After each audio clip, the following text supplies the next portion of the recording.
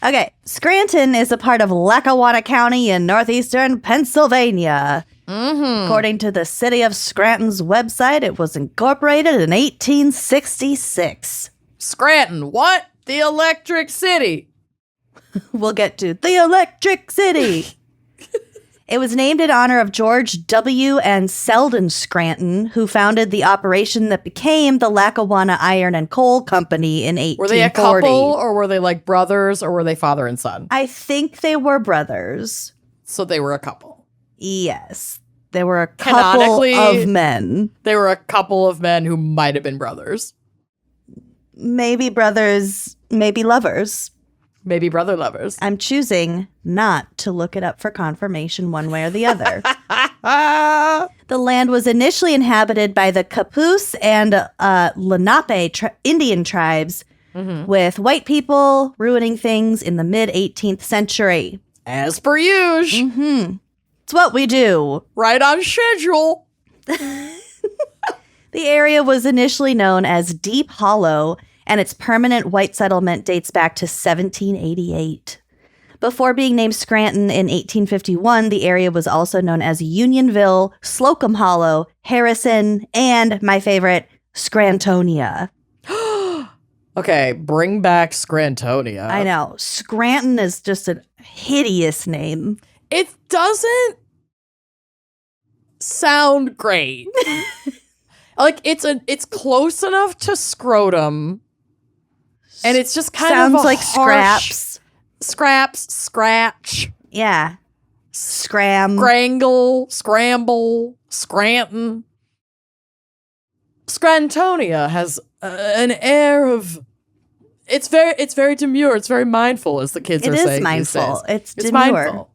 And I like the Scrantonia Strangler. Oh, God. The sounds great. Scrantonia Strangler would be so good. So, as Amanda mentioned, Scranton is also nicknamed the Electric City. Scranton, what? On December 6th, 1880, electric lights were introduced at Dixon Locomotive Works, only mere months after Thomas Edison improved the electric light bulb so that it was appropriate for commercial use. So they were one of the early cities. Yes. To have electricity. Yes. Okay. So honestly, that must have been really cool, but also not, because that meant that people had to work later after the sun went down. And yes, I'm still thinking about the trauma that was labor crimes. Yeah, it's for real. The Scranton's steel mills were the second plant to install electric lighting. The first public demonstration of electric lights in the city of Scranton occurred at the Authors Carnival, which opened on April 25th, 1887. During this time, the city's streetlights were lit by acetylene gas lamps. But local architect Arthur Frothingham is credited with promoting electricity use for street lighting. So he's like... Arthur Frothingham? He's like, they look better, they work better, he was they last frothing longer. at the mouth to update these bulbs. He sure was, that Arthur. Aside from Scranton, only the neighboring boroughs of Dunmore and Carbondale lit their streets with electric lights. The other boroughs did not install streetlights until electric lamps had become a tried and genuine innovation. So Scranton really risked it all. They laid it all on the line to become the Electric City. Laid it all on the power line. Oh!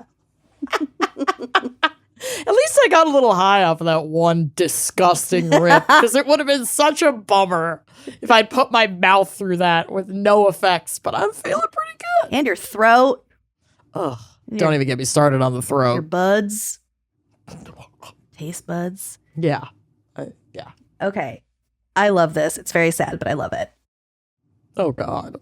30,000 pounds of bananas is the name of a song by Harry, I don't know if it's Chapin or Chapin. I'm going to go with Chapin. Okay. He was a singer. Chapin Carpenter? Yeah, something. From his 1974 album called Verities and Balderdash. Oh. Very deep. We don't name albums like we used to.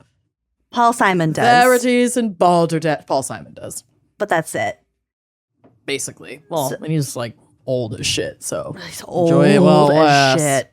I'm kind of honestly impressed with the longevity of Paul Simon. Like, how are you still alive? I'm impressed with the longevity of Neil Diamond. And Neil Diamond is still like out there doing shows. Is he still? I think so. I think he still does stuff in Vegas. Oh, maybe. But not I don't like know if he touring. has a residency, but I don't think he's touring. But I think you can still see him from time to time in Las Vegas. God bless him. I love I him. know. So the song 30,000 Pounds of Bananas is based on a real-life truck accident that happened on March 18th, 1965 in Scranton. Oh my God. He basically made a song out of like one of my favorite GAC headlines. Were they bananas? Well, my favorite one is the truck that spilled like thousands of plaster vagina molds. Oh, yeah. But there's Those been a were lot so of weird. Each one was unique. single severed Vulvas. plaster white vulvas littered all over the highway. That was Piles of vulvas. so confusing. It was shocking. It was. But like, as long as nobody gets hurt, I do love a truck with odd cargo. Like things that don't belong littered all over a highway. A lot of bananas, Yeah. severed vaginas, Yeah. to name a few. Bacon, beans. Bacon, pigs just roaming, Oh, no. blocking traffic, becoming more feral by the second. Literally. Literally. Growing tusks. Growing tusks. God. Okay, so back to this truck accident. That fateful day, Gene P. Seski lost control of the truck he was driving, hauling 30,000 pounds of bananas. Go figure. Flying down Moosic Street towards central Scranton, unable to stop because the clutch had failed. Scary. He was reaching speeds of more than 100 miles an hour before he crashed at the corner of South Irving Avenue and Moosic Street. It's hilly up there. I mean, you're like in, what is it? Pocono, not Adirondack, I don't think. I don't remember what like mountain regions come up through there, but like Pennsylvania is gorgeous. It is mountainous and just stunning. But yeah, well, that's why it was called the Deep Hollow. If you lose control of your vehicle on one of them hills, you're spilling bananas. Did anyone get hurt in this accident, or is everyone okay? Oh, Gene died instantly. Oh, shit. Yeah. Gene! The driver. As far as I know, nobody else got hurt. Oh, that's so sad, though. I know. Here's the ironic part. Harry Chapin himself was killed on July 16th, 1981, while he was on his way to play a show in East Meadow, New York. He was on the Long Island Expressway when I didn't have a lot of information about this. I think something went wrong with his vehicle. So he turned on his flashers and he like slowed way down. But there were reports that he was kind of like weaving between two lanes. Oh, shit. But he slowed down to like 15 miles an hour on the expressway, and he was rear-ended by a semi-truck carrying groceries. Oh, my, but there were probably bananas in there. Probably some fucking bananas in there. Isn't that wild? No fucking, listen to me. Shit like this, simulation theory is fucking real. Because like, how? Yeah. It doesn't make sense. I was picturing that scene in City of Angels when she gets hit by the car and all the oranges go rolling around. Or pears or whatever they were. I need you to know the chokehold that movie had on me when it came out. Yes. It was Meg Ryan's hair. It was the love story that I want. It was like peak goth phase. Yeah. Oh, yeah. I've always loved Nick Cage, like unironically, and I don't care how people feel about that. We have to wrap this up because I know what I'm doing tonight. You got an itch that needs to be scratched. I haven't, that just unlocked something in me that's like making me emotional. I haven't thought about that movie in so long, and I must have watched it 100 times when I was like 13. It reminds me of you. It made me fall in love with the Goo Goo Dolls. Yes.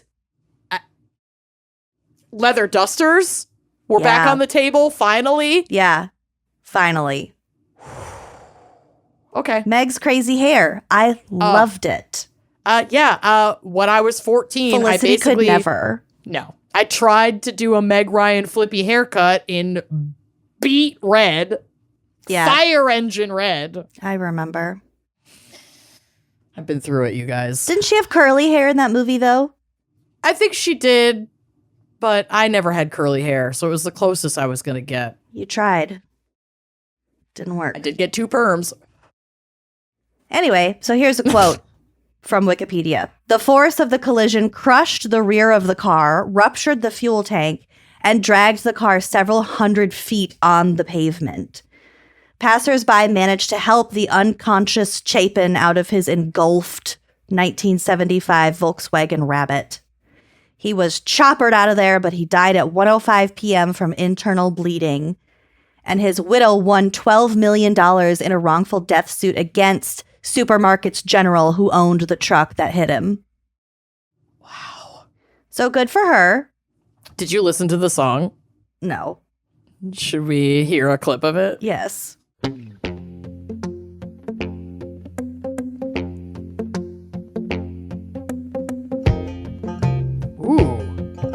Okay, Harry Chapin. I love it. It was just after dark when the truck started down the hill that leads into Scranton, Pennsylvania. Oh my God. This is awesome! 30,000 pounds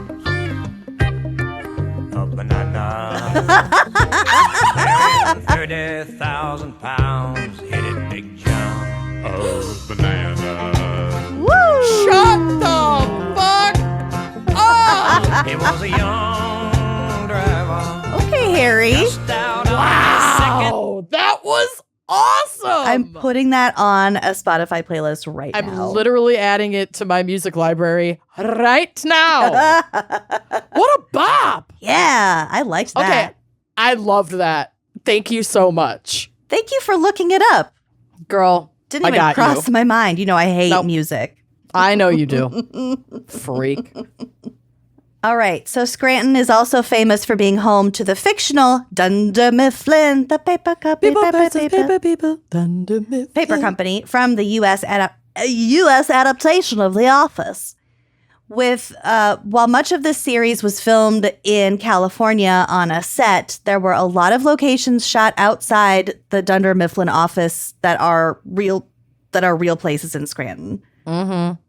So some of those locations include the Pennsylvania Paper and Supply Company. Mm-hmm. So this is a real business. It is still in business.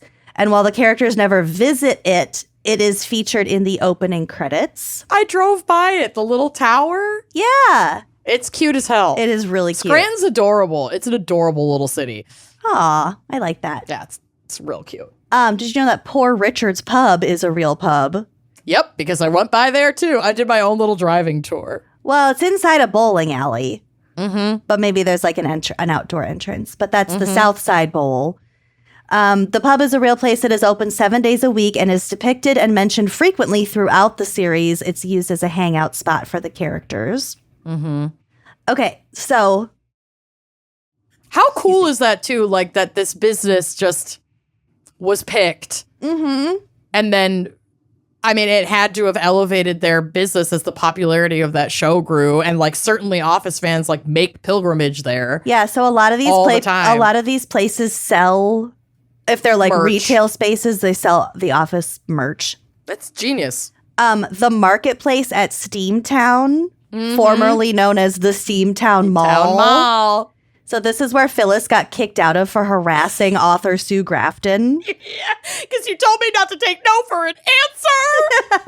And then they kicked me out of the store in front of all of my friends. You told me not to take no for an answer.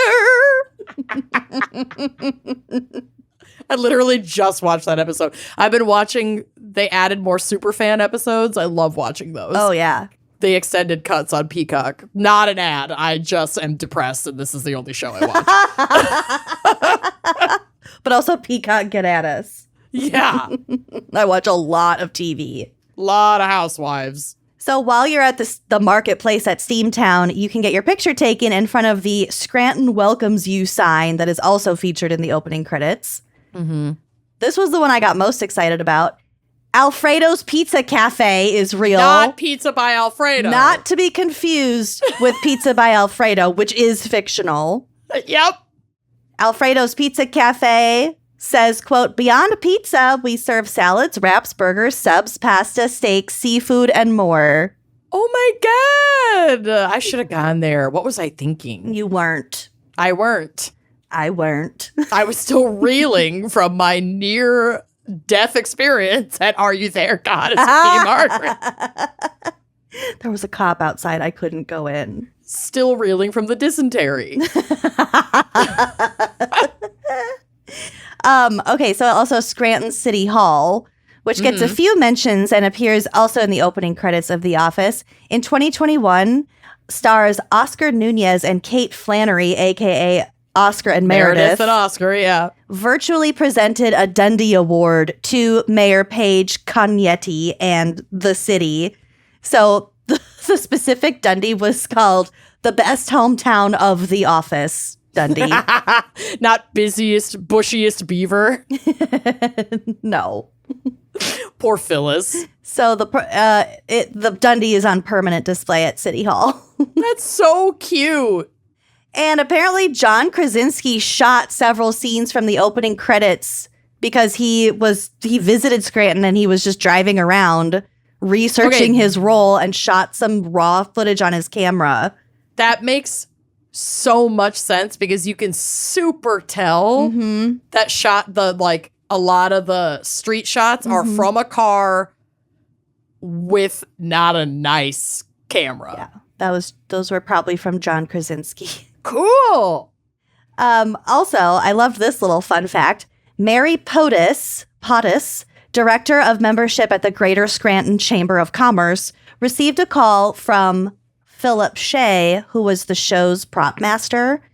So she became his liaison for the city of Scranton, and she advised him on how things should look and even helped Shea get some items for the show.